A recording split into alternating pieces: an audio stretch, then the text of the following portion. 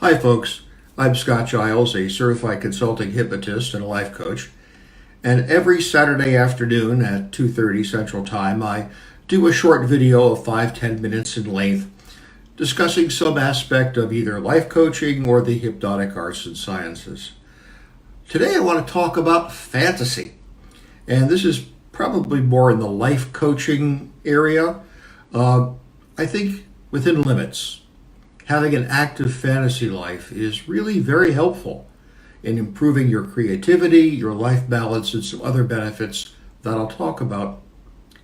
Now, fantasy is really just the activity of imagining things that are impossible or improbable. Is a category of fictional writing that's different from, say, science fiction or horror, because it doesn't have scientific themes and doesn't have the dark macabre themes, although there can be some overlap. Fantasy is something I know a lot about because I do practice it. I'm what's called a Rennie, a fan of the Renaissance Fair. This July, I will be going to the Bristol Renaissance Fair in Bristol, Wisconsin. This will be my 38th season of the fair. I have been going ever since it was King Richard's Fair, and owned by a different corporation. I'm a noble level member of the Friends of the Fair organization, which means in addition to paying for my season's pass, I also pay dues to the Friends of the Fair organization. I receive benefits. Special parking right by the gate. There's a private garden where only members can go to get off display or have some food or whatever, or just to socialize. And I'm in costume. Over the years, I have been the sheriff, who is a kind of an evil character. I've been a Scottish Highlander, and the character I do these days is a Irish chieftain. Since Ancestry.com showed me I have a lot of Irish in my genetic makeup. So I'm there all during the fair season, pretty much every Sunday except for two. And I will be in my garb, which is a black blousey kind of top, a black Irish kilt, which means it's solid color, goes a little bit lower, and has some things that the Scottish kilts don't have, like pockets, belt loops, and so on. Boots with a boot dagger, and a 4-foot-long carved drinking horn in a leather holster, and I wear a torque. In fact, here it is. A torque is a traditional Celtic sign of nobility and wealth. It's worn around the neck, resting on the collarbone, just like this. This is a chieftain's torque. This was made for me by a guy who calls himself the Crafty Celt, and he's made a lot of my personal jewelry. And in fact, he makes most of the jewelry for the History Channel TV show, The Vikings. So you see his work there. So that's a place where I go during the summer to engage in some fantasy, where I'm an Irish chieftain instead of a consulting hypnotist. There are other things besides Renaissance fairs, Comic-Con, where people do cosplay. They dress up as characters from graphic novels. There are Star Trek conventions, Star Wars conventions, and so on and so on and so on.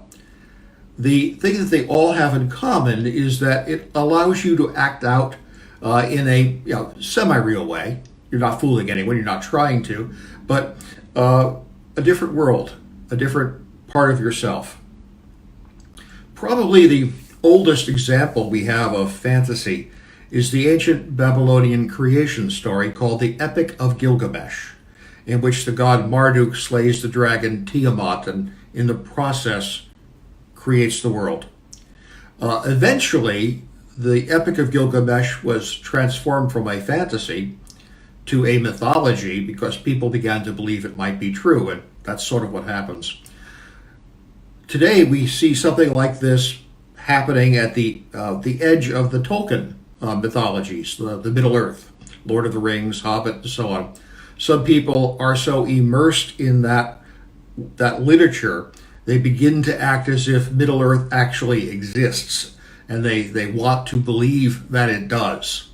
So it's still fantasy because they know it doesn't exist, but it's right at the edge there, and it wouldn't be hard to see how, in some way, people might actually think that Middle Earth existed, and at which point it would be not a fantasy anymore, but a mythology. Now, Sigmund Freud, in his psychoanalytic work, thought that fantasy was important because it allows one to express repressed desires, desires that are actually socially unacceptable, but you can express them in a way that both expresses them and also allows you to keep some emotional distance from them, and that feels safer. So it was a way of achieving self-fulfillment without risk. I mean, you might want to be a philanderer or a criminal, but if you just do that as a fantasy, you express that dark part of yourself, but not take the risks if you actually try to live that out in real time. Now, there's a danger in fantasy, and that's escapism. The danger of living a Walter Mitty kind of life where you spend so much time fantasizing about being successful and popular that you never actually put forth the effort to become successful or popular. You stop trying to improve yourself because it's easier just to imagine that you had.